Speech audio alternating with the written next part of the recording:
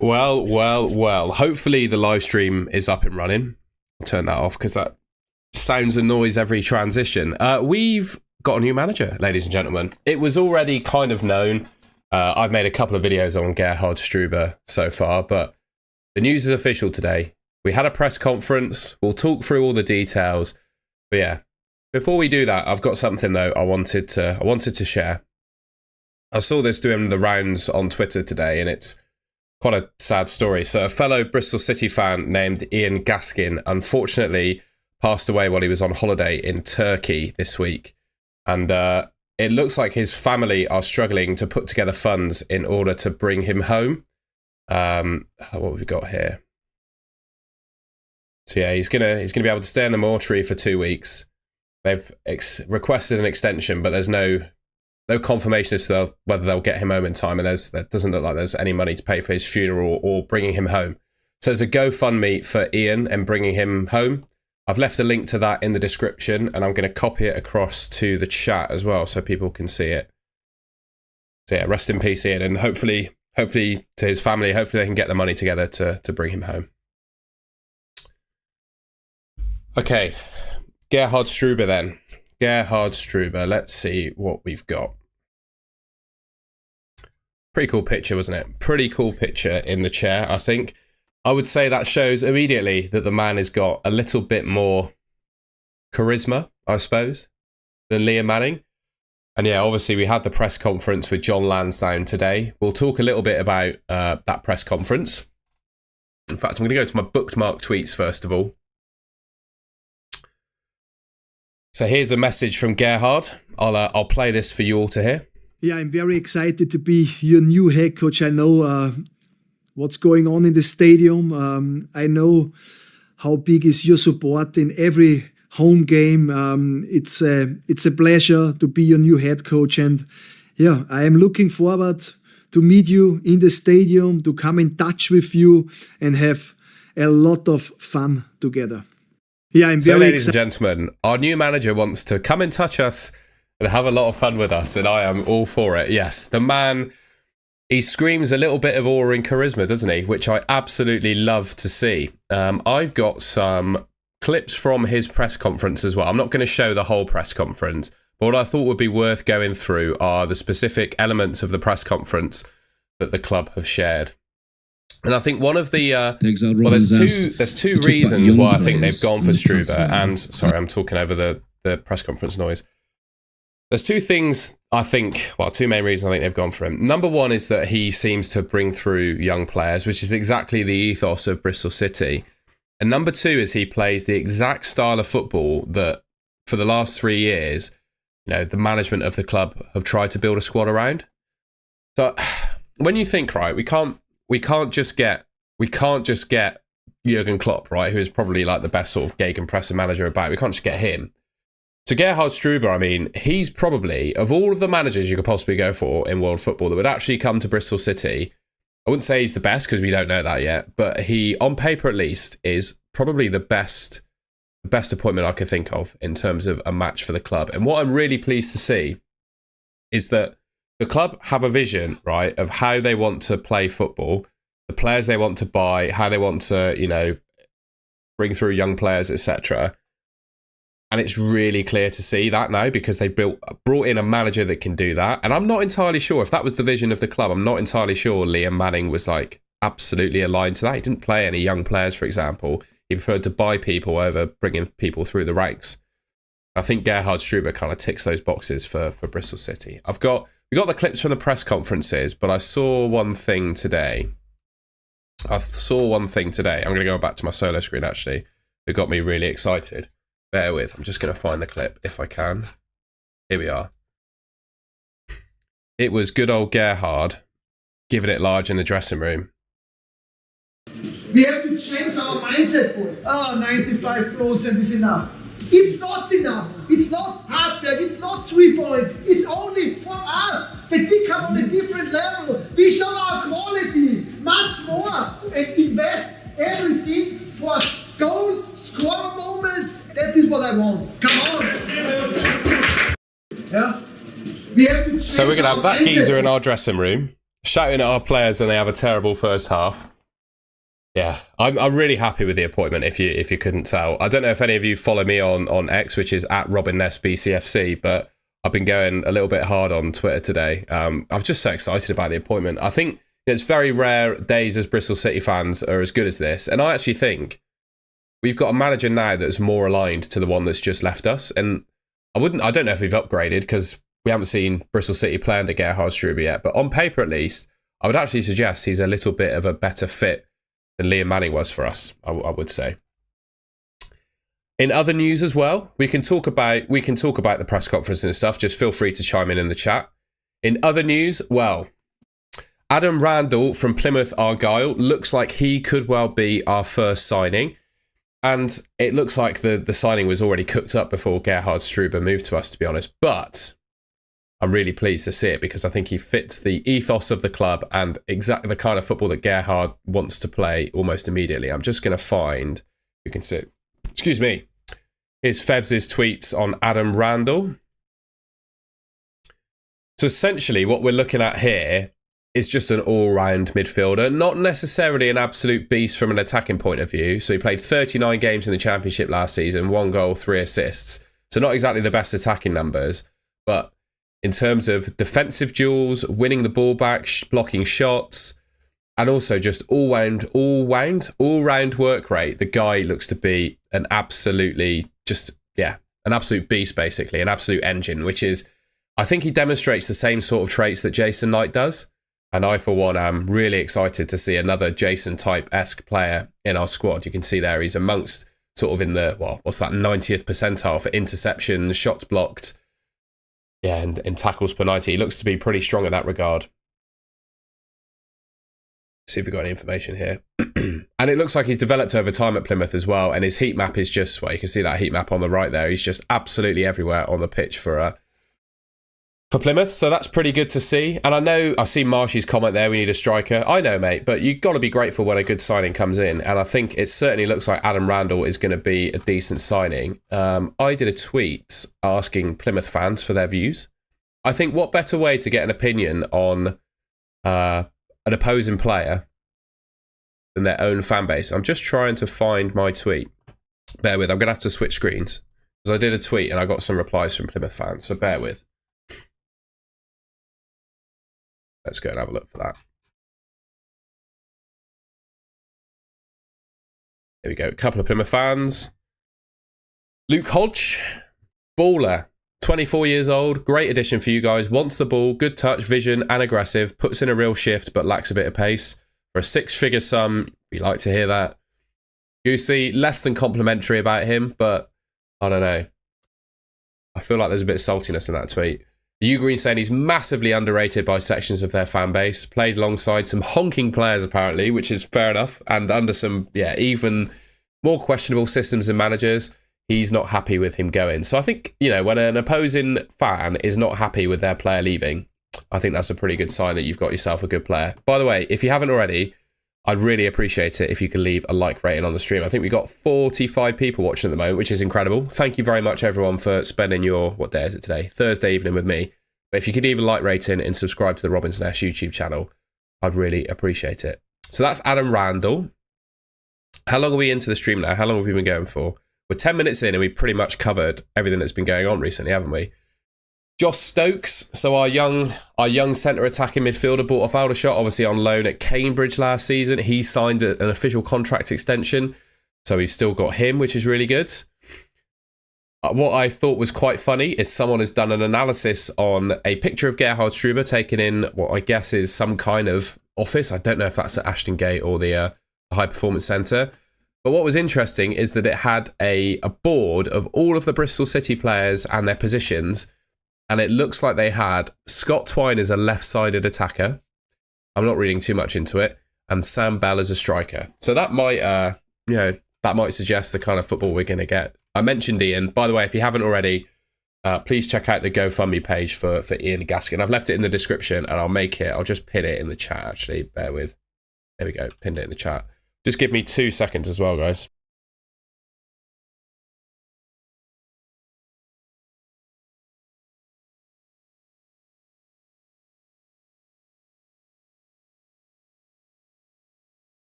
Sorry, I've been a little bit under the weather today. I had I have my British champs for swimming at the weekend. And you know, like when you have, I always seem to do this, when you've been building up to a big event and it happens, I always get ill afterwards. And that's exactly what's happened to me here.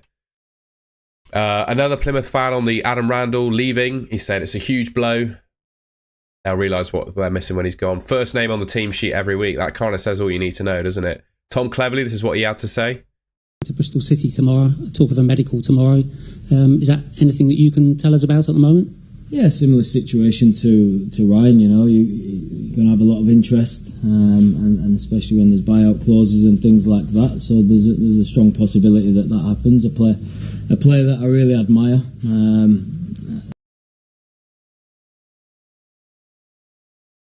So even the Plymouth manager has said that the move is likely to happen. So I think that's pretty strong, isn't it? That's a pretty strong indication that he's on his way. I'm going to go back to my solo screen now, and we'll have a look at the chat, see what everyone's saying. What have we got here? Looks like our first sign. It certainly does, mate. Hopefully that gets announced tomorrow. Fair enough on John Lansdowne, Benny. He does appear to be a bit of a master of delegation, doesn't he? He doesn't really likes to hand off a lot of stuff. That's all I'll say on that. Worth a 500k, absolutely. Yeah, just looked at it, Ben, the Cleverley interview. I admit we do need a striker as well, but I've got you covered for that. Where is the news? I bookmarked that tweet as well, so we can have a look at that. Bear with while I fire that out. There we go. So in terms of a striker, it looks like both Adam Randell and EMIL RIIS, the striker from Preston, have both been at the High Performance Centre. So looks like we're going to get a striker as well. I think we'd struggle with the number of players we have currently registered to the club. I think if I was the chairman or sporting director or had the purse strings at Bristol City, I think I'd struggle to justify signing 2 strikers. But yeah, be interesting to see. I'll go back to my screen now so we can read the chat. Good to see you, Ben. I hope you're keeping well, mate. Our new George Earthy, hopefully, mate. I think he might even be a little bit better, to be honest. Andrew Shaw, quality player, works his socks off. That's the stuff we like to hear, isn't it? Norwich won't be taking your keeper, mate. Well, to be honest, mate, I'm not a massive fan of Max O'Leary, our current goalkeeper. So I think I would have handed him to you, to be honest. But yeah, I think if you were to get one player from Bristol City, you're probably going to get Nahki Wells, because he's currently still in contract negotiations with Bristol City. And I think Liam Manning really liked him. So I think he may well go to Norwich. I've got to say, I'm not too upset about that, particularly if he signed RIIS. I'd let Nahki Wells go at, wouldn't be too upset about it. Are you going to take... I hope so, Alan. Yeah, absolutely. I mean, I'm very much welcome going on forever with Bristol City. I just hope I'm available when he wants me to be. Manning is moving fast. Certainly looks like it, doesn't it? But what's quite interesting, Ben, and I don't know if you're aligned to this, but Ben Eldon, by the way, is a good friend of mine. He's a Norwich fan. He was actually on to me way before any of the news got announced that Liam Manning was top of the betting odds to become the next Norwich manager, and that'll prove to have happened in the end. When did you first message me about him? It was like mid-May, wasn't it? Literally even before the playoffs, which I thought was quite interesting. So the bookies must have known something even back then. What was I going to say? Yeah, the one thing that you don't have yet is Liam Manning's backroom staff. They all still work for Bristol City, and they're all still being negotiated for. You haven't got them yet. And one thing's for sure is Liam Manning and Chris Hogg, his assistant manager, worked like hand in hand. And I think, Chris Hogg covered while Liam was off for his family bereavement last year. So I think if Liam Manning doesn't get Chris Hogg, he'll be very upset, to be honest with you, and still doesn't have him yet. So I'd say your most important signing now is getting the assistant manager through the door, mate. Strength and depth in midfield, yes. And also, I can't believe with the style of play and like how stuck in and how much running Jason Knight does that he didn't get injured last season. He played every single minute of every single championship game last season. There were only other players that did that, I think, were defenders. So for him not to get injured in that time, I think was a miracle. So even if we're buying this guy, I don't necessarily think it's to replace Jason Knight. I think it could be a case of, we need a backup if he does get injured. Have I got anything else to share with you? Let's have a quick look while we are on the solo screen.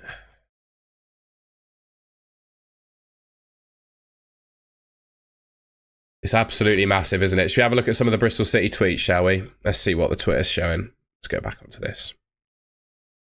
Make sure I don't get copyrighted for showing football. He's being showed around Ashton Gate, look. The mural of the Ashton... Well, it's not a mural, you know what I mean, of the Ashton Gate 8. Very smart in his trainers and shirt, wasn't he?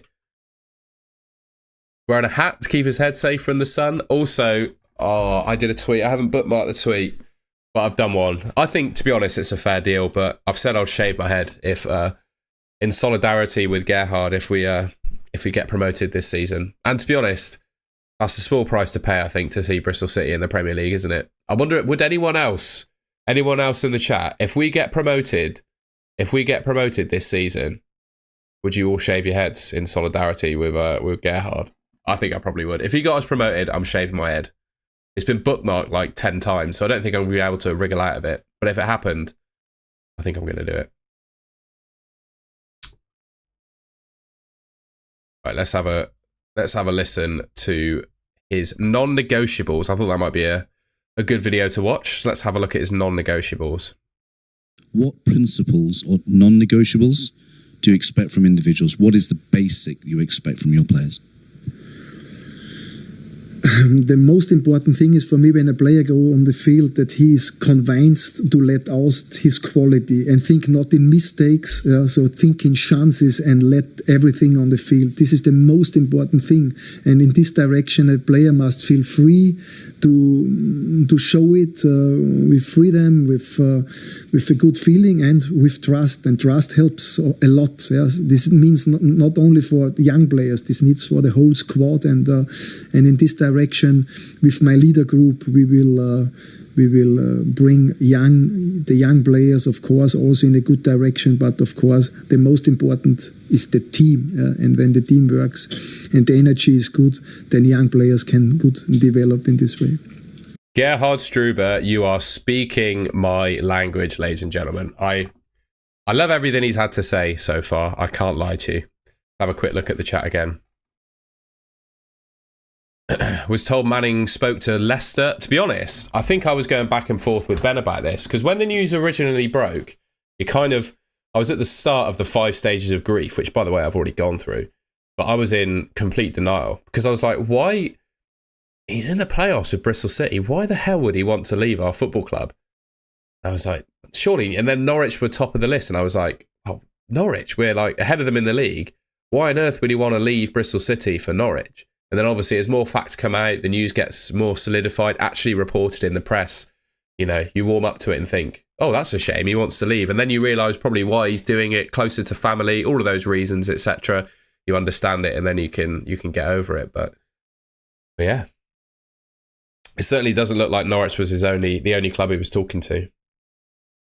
Ben, I'll make a deal with you. If Norwich get relegated and Bristol City and Ipswich both go up, I'll get a tattoo with your name on me, mate. There's no negative to that deal for me. So, I mean, I'm shaving my head if we get promoted. You're getting a tattoo of my name.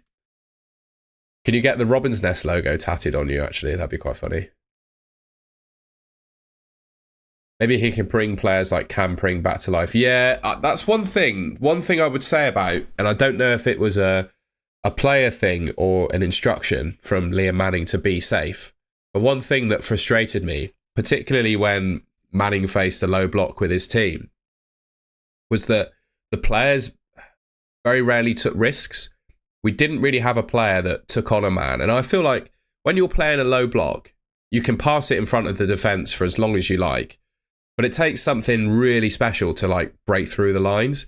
And sometimes you just need to, someone to just grab the game and take the ball on themselves and beat a couple of men and take a few men out of the equation. And we just didn't have that last season. And it particularly, I think our fullbacks or wing-backs, because we played a back three, our wing-backs just weren't attacking enough. McCrory was when he got fit and back in the team. And that showed because McCrory's goals got us playoffs, right? So an attacking wing-back literally got us playoffs. But on the left, I just don't think Cam Pring did enough from an attacking perspective. I think he has the ability to. He just didn't really show it last season, whether that was down to his confidence or some instructions from Manning or whatever. But yeah, hopefully in that regard, Gerhard Struber can coach some confidence into the players or get them to take a few more risks. So, Ben, in terms of the formation that Manning will play at Norwich, I'm not actually sure, to be honest. So he started at City, if I remember correctly, playing a 4-2-3-1. And I think, I keep saying this, I might even have a graphic of it. Do I have a graphic of it? There it is. I think the Bristol City squad, as it stands right now, and this is valid for Gerhard Struber chat as well, right now, with the players we've got, it's built to play a 4-2-3-1. We've got perfect players that suit the positions of a 4-2-3-1 absolutely perfectly. And that, I believe, if I'm not mistaken, was the formation that Manning started with at Bristol City. We got a good win at home against Southampton the season that they got promoted with this formation. And if I'm not mistaken, we also beat West Ham in a 4-2-3-1 as well, I think, didn't we? But yeah, for some reason, I think it might have been because he just didn't trust his centre-backs. But Manning reverted to a 3 at the back formation with wing-backs. And I think that was because he didn't trust his defenders. So I think he can play a mixture of systems, basically, mate, to be completely honest with you. Absolutely, yeah, absolutely on Mark Sykes, mate. We were really missing him in the playoffs. I think there were two. If we had Mark Sykes fit and Rob Dickey didn't make that challenge in the playoff semi-final, we'd have had a real chance, I think, of beating Sheffield United. Because until that tackle came in from Dickey, we were well and truly in the game, I think. We were well and truly in the game. Bear with. I'm just going to have to sneeze off camera again. 2 seconds, guys.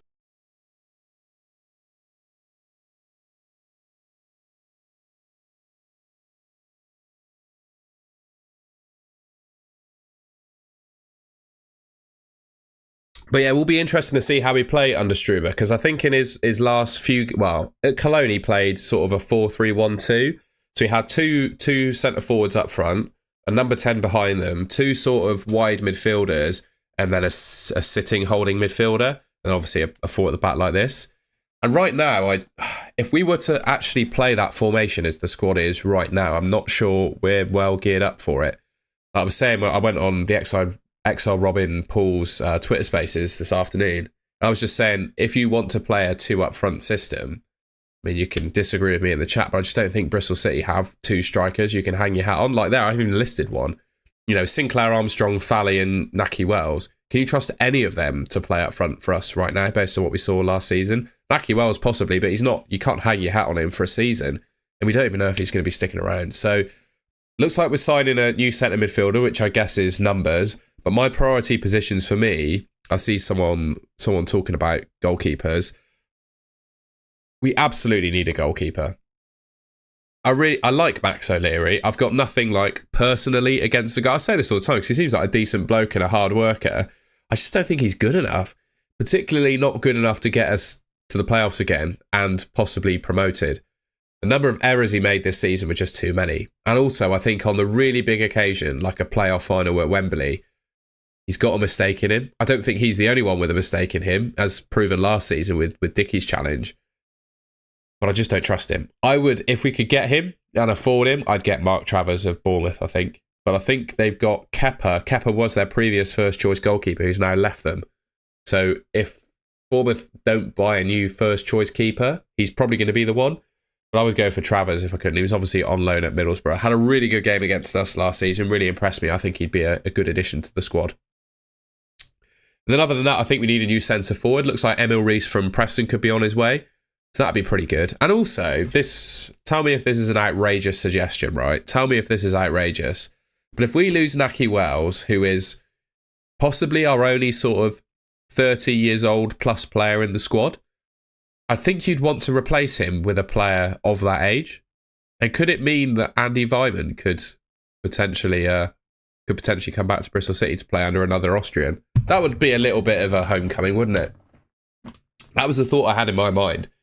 You know, if Liam Manning convinces Nahki Wells to join Norwich and we've got a sort of experienced player-shaped hole in the squad, could Andy Weimann come back? I don't know, maybe that's just a bit of a pipe dream. And then also, I've got to say, I like Sam Bell as a player, and I like Mehmeti too, but I don't think either of them, based on what we saw from them last season, are really good enough on the left wing. I'd probably buy a new left-sided attacker if I could as well. I think we've got enough in Stokes and Twine behind the strikers to do the business. With Randell coming in, I think we've got enough in midfield. And I think our defence, it could be strengthened, but I don't think it's a priority to sign a new player. And one thing I do think is if we get rid of... I'm just rambling about transfers now, even though we're talking about our new manager. But I actually think if we spend the money correctly, Bristol City might well be better off without Jason Knight. Like, I imagine he would probably command 15 million minimum. You'd probably take 15 to 20 for Jason Knight, wouldn't you? And think of, like, how many players you could buy for that cash. Say, you know, Randell comes in, fills the hole, sort of fulfills what Jason Knight was doing, and then you buy 3 new, you know, 3 to 5 million players to go into the squad. I think that puts you in a better place than we were before, to be honest. Got a few people in the chat. Robin Zone, I love your work on Twitter. O'Leary cost us way too much for short. Yeah, he did, didn't he? QPR. I'd never want to relive QPR at home, mate. Never want to relive that. Although I'll admit it wasn't just O'Leary's mistake, but it was just mistakes all around the team, wasn't it? It's mad, isn't it, that Dylan, I completely understand that. Mehmeti was our top scorer last season, and I'm saying he's not good enough. That's mad. That feels mad to say. Does anyone agree or disagree with me, though? I guess it's not a case of he's not good enough. I think there are 2 things that hold Mehmeti back, actually. I spoke about this. I made if you want to check it out, I made a tier list of Bristol City players who I would keep, loan, sell, and I don't really care about. Mehmeti was one of the ones that I didn't really care about. Like, if I saw a tweet, and this sounds really harsh, but if I saw a tweet saying that Mehmeti has joined another championship club for 3 million, I wouldn't be all that upset about it, because I think on his day he's really good, but he's just not consistent enough for me. And one thing I think that holds him back, one thing I think that really holds him back is a lack of pace. He doesn't have, like, the raw athleticism to beat a man. And, like, when he takes on... Oh, sorry, I'm going to have to take a break and sneeze again. Sorry, guys. I'm a little bit under the weather. We're pushing through.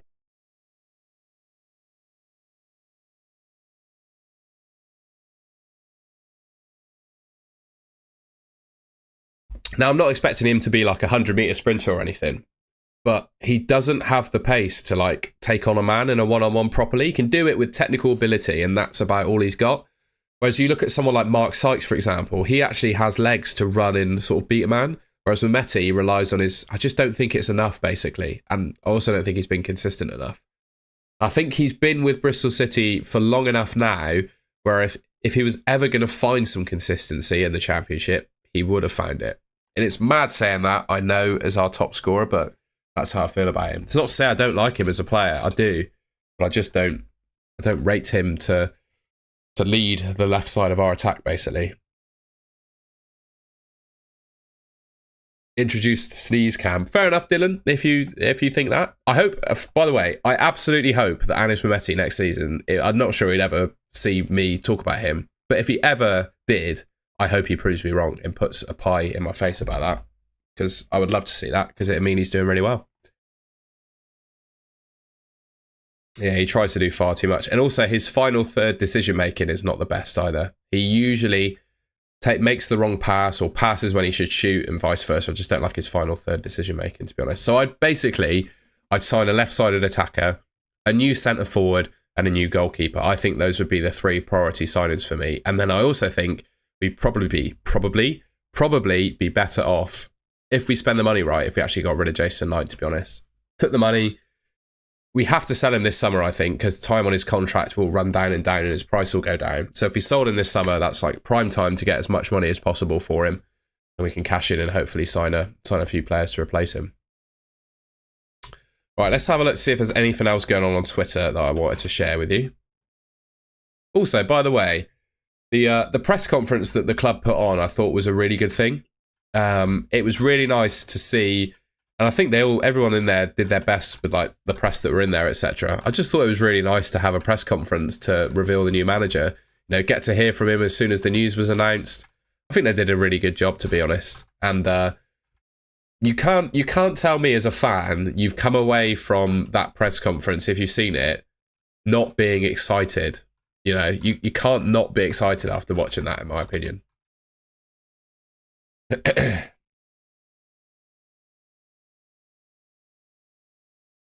I'll be honest with you, Ben, and this is not me being like I'm pretty sure this is a fairly unbiased view about Jason Knight. But I honestly think he will either go to a Premier League team or stay at Bristol City. That's the only way I see it. I did actually do, if I've still got it on, bear with. Let's just see if I've got it on screen. Bear with for my old graphics. Let's see if I've got a list of players he used. Have I? No, sorry about that. I probably blinded you with the transitions. I did have a list of the players that he used the most at Cologne as to whether we could buy anyone. Linton Maynard, let's have a quick gander at him then. Someone suggested him. Let's have a look.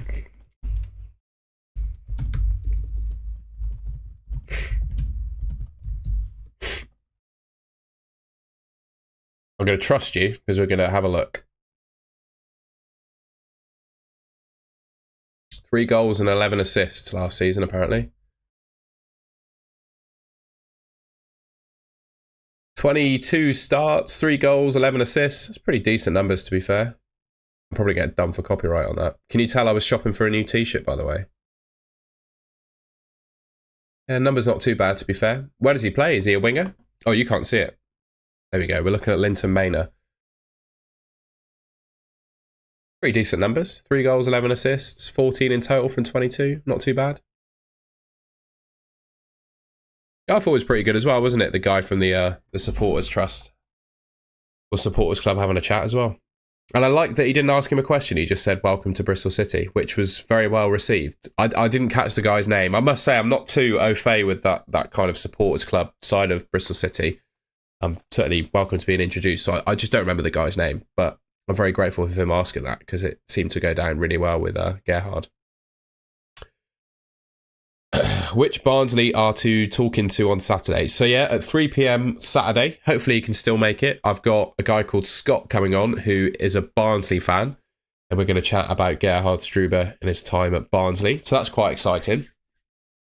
What I can't do on this stream, because I've already done a video about it, I'm not going to tell you all about Gerhard Struber, etc., because I've already made 2 videos on it. So in fact, if you want to find out a bit more about Gerhard Struber, I'm going to put a link in the chat to the video I made, giving you a bit more info about him. I made the video nearly a week ago now. So if you want to check that out, that's what to expect with Gerhard Struber as your manager. And yeah, I don't really have a whole lot more to say. We've been live for about half an hour. I feel like I've said everything I wanted to. I'll stay live, see if anyone wants to ask me any more questions that I haven't answered. But other than that, I think I'm going to go and have a lie down, to be honest, because this stream being under the bright light has wiped me out for the day. And it's really hot today as well. By the way, what a day. It sounded like Gerhard was on holiday in Ibiza this week. He's flown home from Ibiza, flown to Bristol from Ibiza to be here to accept the job, which I thought was quite cool. On a day where it's like, what temperature did it was like 28 degrees in Bristol today, wasn't it? Absolutely mental. If you haven't already, by the way, please leave a like rating on the stream. I'd really appreciate that. We had 70 people watching, which is absolutely crazy. So I'm very grateful for everyone's support on the channel. If you haven't already, please subscribe to the Robin's Nest YouTube channel, which you'll see below if you're watching this on the stream. And if you haven't already, please let your friends know about it as well. If you've got any Bristol City fan friends, fellow Bristol City fans you think would enjoy the channel, please let them know about it and get them to subscribe as well, because I'll do my best to cover all the new transfer stories we've got with the time that I have between work, YouTube channel and swimming. I'll do my best to cover all that. And I think this season, I'm still working out exactly what to do with this channel as the season goes on. I do, if you didn't already know, I've got another YouTube channel around fantasy football, which certainly keeps me busy. And there's less going on about that now because the season's off. But I do want to do kind of match previews and reviews if I can, but I'm not sure I'll be able to catch every game. But that's something I'll look to introduce on the channel as time goes on as well. But yeah, I mean, the support already we've had on this has been crazy, to be honest. So yeah, long may it continue. And I'm grateful for everyone tuning in tonight. All right, I'll stop monologuing now. You're probably already borrowed of me. Borrowed? I don't know where borrowed came from. Bored of me. If you haven't already, please give me a follow on X as well while I butcher my words. And yeah, I'll catch you in the next one, guys. That's pretty much all I wanted to say about Struber. So yeah, bear with. I'll see you in the next one.